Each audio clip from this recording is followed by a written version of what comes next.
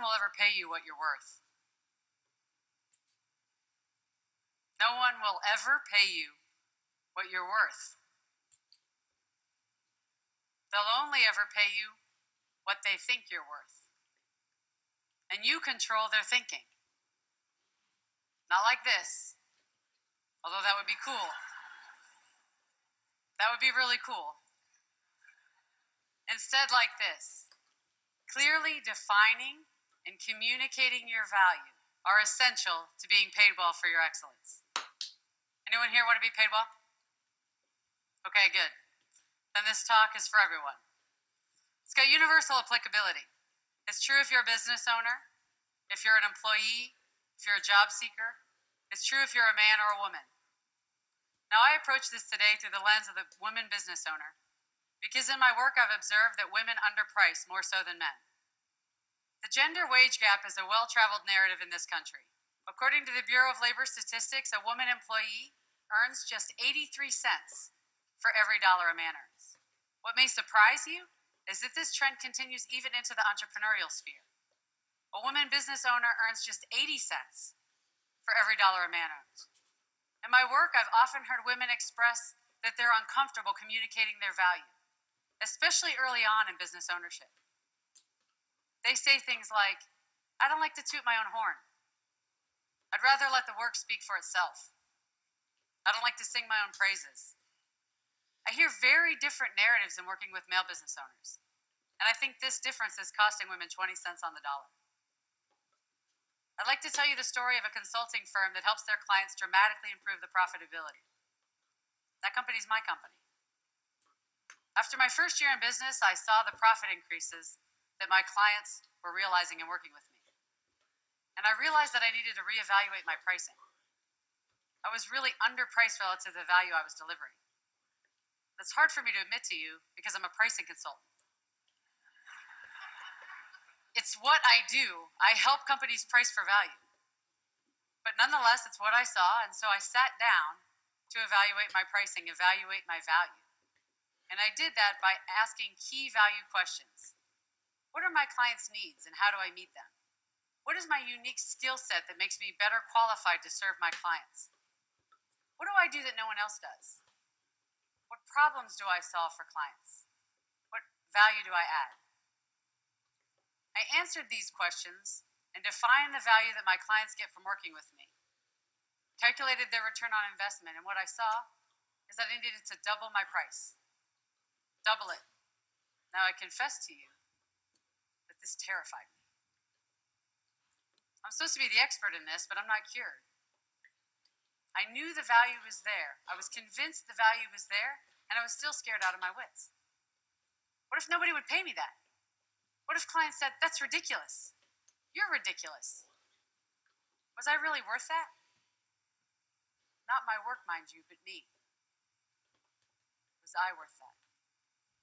I'm the mother of two beautiful little girls who depend upon me. I'm a single mom. What if my business fails? What if I fail? But I know how to take my own medicine. The medicine that I prescribe to my clients. I had done the homework. I knew the value was there. So when prospects came, I prepared the proposals with the new higher pricing and sent them out and communicated the value. How's the story end? Clients continued to hire me and refer me and recommend me, and I'm still here. And I share the story because doubts and fears are natural and normal, but they don't define our value, and they shouldn't limit our earning potential. I'd like to share another story about a woman who learned to communicate her value and found her own voice. She runs a successful web development company and employs several people.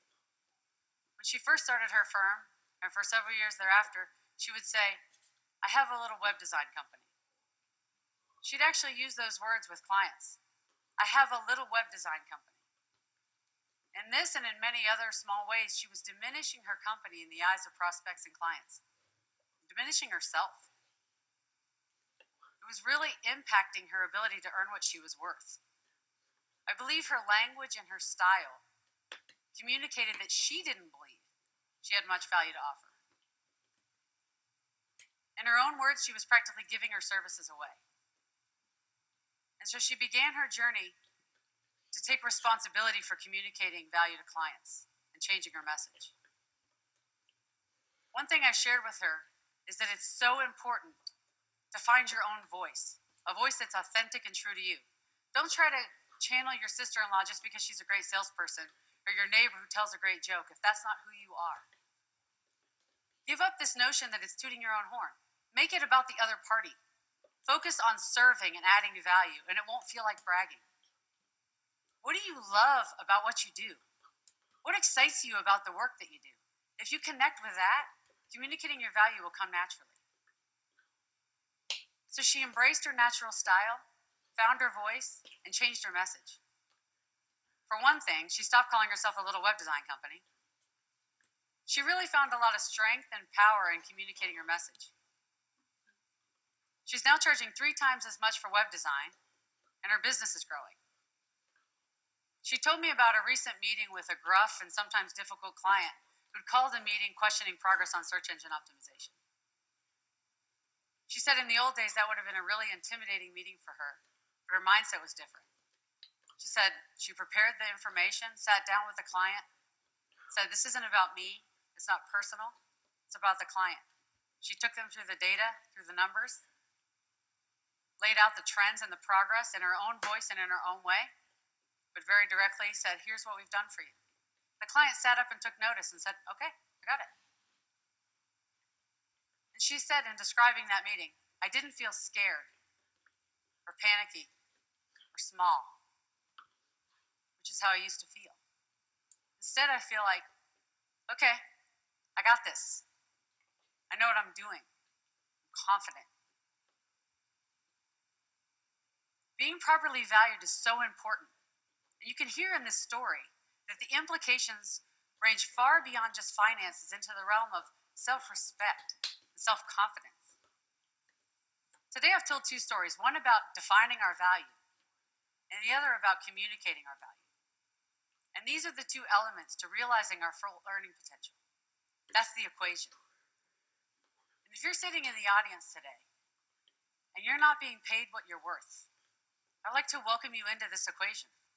Just imagine what life could be like, how much more we could do, how much more we could give back, how much more we could plan for the future, how validated and respected we would feel if we could earn our full potential, realize our full value. No one will ever pay you what you're worth. They'll only ever pay you what they think you're worth, and you control their thinking. Thank you.